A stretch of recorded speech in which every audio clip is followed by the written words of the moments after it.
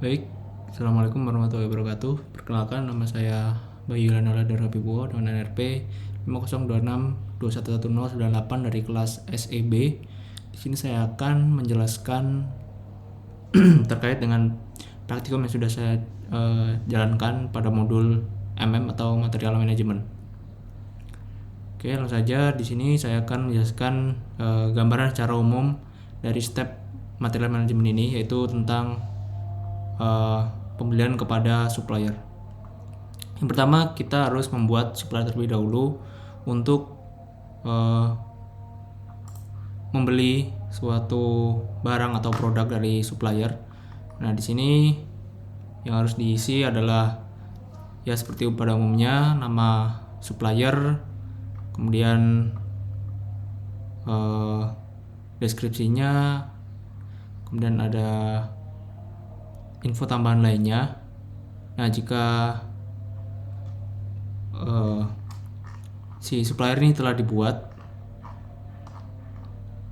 maka berikutnya adalah kita akan membuat material master dari trading good. Apa yang dijual dari supplier tersebut, atau material apa yang akan kita butuhkan nanti saat melakukan transaksi bersama supplier.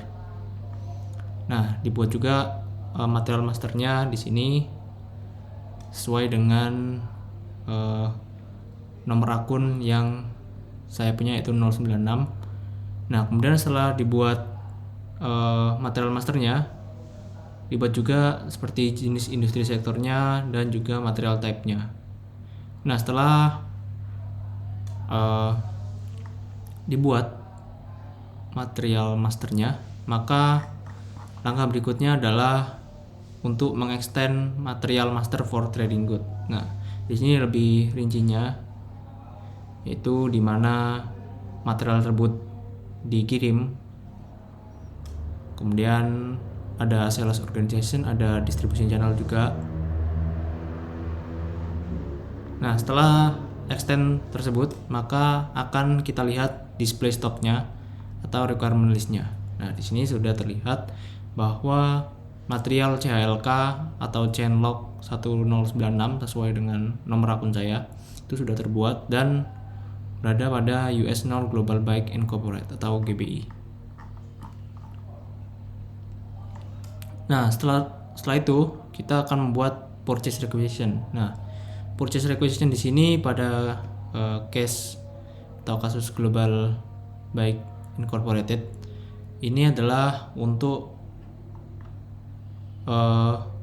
meminta supplier agar, nah seperti ini ya,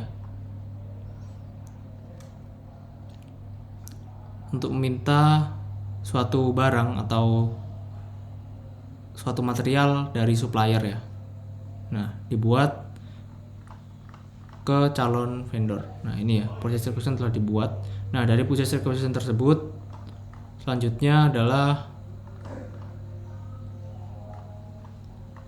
nah setelah dibuat maka akan di manajemen stok atau manage stok ya. Nah, dilihat bahwa manage stoknya ini masih 0 ya, seperti di gambar ini. Nah, 0, stoknya 0. Jadi setelah itu kita akan membuat create request for quotation atau RFQ. Nah, di RFQ ini lebih terikat daripada yang sebelumnya. Nah, di RFQ ini akan ditulis vendor mana yang akan dipilih, vendor mana yang akan dipilih. Nah, kemudian dari vendor mana dipilih, maka kita akan maintain quotation from vendor terlebih dahulu ya. Nah, kita cari dan pilih dan kita bandingkan. Nah, evaluate quotation on price ya.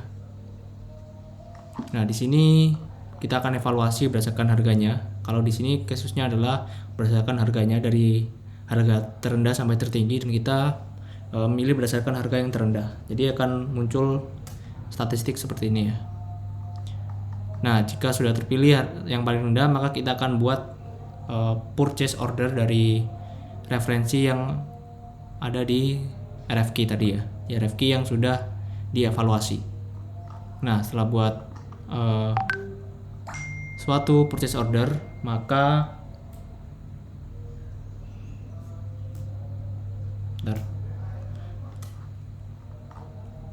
akan kita lihat terlebih dahulu list dari purchase ordernya pada tampilan display purchase order. Nah, kemudian ketika barang sudah dipesan dan sampai pada tangan kita, atau di kasus ini pada Global Black Incorporated atau GBI, nah maka kita akan membuat create good receipt. Nah, di create good receipt ini akan ada suatu verifikasi atau pengecekan secara fisik barang yang sudah sampai, dan nanti akan kita putuskan apakah barang ini dipakai atau nanti dikembalikan atau diblok. Nah, ini seperti ini, stoknya sudah bertambah 200 ya, chainlocknya sudah bertambah. Kemudian setelah barang tersebut sampai, maka akan dibuat invoice receipt dari vendor ya. Nah, di invoice receipt ini akan muncul harga yang harus dibayar oleh perusahaan kepada vendor tersebut. Nah, kita bisa juga display purchase order history-nya seperti ini, dimana good receipt-nya sudah komplit dan suppliers-nya juga sudah mengeluarkan invoice seperti ini dari barang yang dikirim. Nah, seperti ini. Ini invoice lebih detailnya seperti ini. Nah, kemudian bisa dilihat juga pada display dokumen flow. Di sini pengirimannya dilakukan secara split, yaitu 2 kali, 200 barang dikirim 2 kali 100 each. Nah, bisa dilihat proses flow-nya dari purchase order, material dokumen hingga accounting dokumen tersedia di sini. Nah, di sini sama saja ya tampilannya, cuman yang kedua ini adalah cara yang beda dari cara yang pertama ya, dari good receipt, kemudian display purchase order history di sini ya. Kemudian create invoice receipt from vendor juga di sini tersedia. Kemudian setelah semua itu selesai, maka kita akan post payment to vendor, mengirim barang ke vendor. Nah, seperti ini ya. Dan pada akhirnya kita akan mendisplay atau menampilkan supplier balance. Nah, di supplier balance ini setelah kita lakukan, maka akan terbayarkan hutang dari kita kepada vendor tersebut ya. Nah, setelah itu kita juga bisa melihat purchase order history-nya di sini, yaitu 3.200 di dalam 2 kali purchase order seperti ini. Nah, kemudian di akhir stepnya kita bisa mendisplay atau mereview dari general ledger atau buku besar dari balance dan individual line item. Nah, di sini seperti ini ya.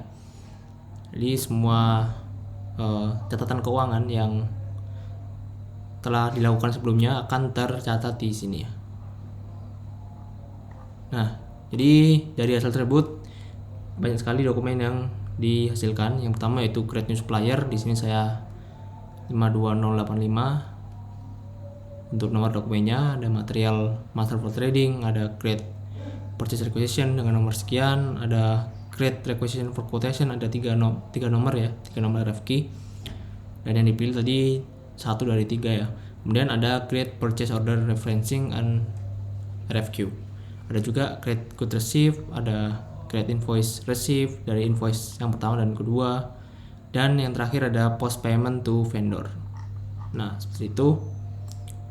Jadi oke, cukup sekian penjelasan dari saya. Kesimpulannya di modul material management ini adalah untuk membantu daripada